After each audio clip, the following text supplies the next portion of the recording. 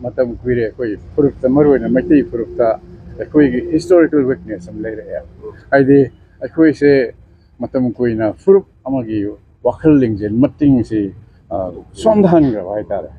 yang len seru si sondhara bodu furup mo ra kiba aduna maram mo ra furup ki mating du yaw dram na ai phurong cha ba long no hona ba da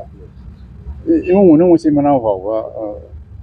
nung sinarak tra ba dum ba like pag na hora because of the system we are living in so aduna ngasi oiriba conflict situation asidadi akoi loina mangna masi pudong chaba opportunity amani hana lauraga akoi historical weakness ado madu kanthoga overcome toroga chatana akoi lanthokna akoi gi purupi mating purupa mating thauna pudokpa apunno panglo chagatpa mati furuk khagdana tana manipur khunda mineriba yellow furuk loina mak apunno panglo chagatana apunba leipak ma kuna ma seminaba madura na apunno hingminaba adumba lepa ma kuna ma sembagi tanhamdo tanjado ngasi mak teneriba conflict situation stagi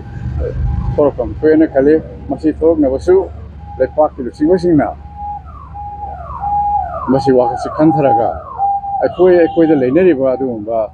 ego gi adagi atei kenaba laibu mayam sing ase ngoi naramaga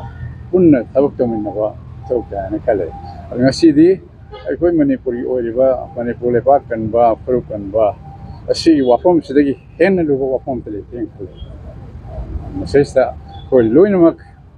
laingak tagi hauraga CSO the Maira Lopsing Club local organization, even young Lopsing Power. Hanan I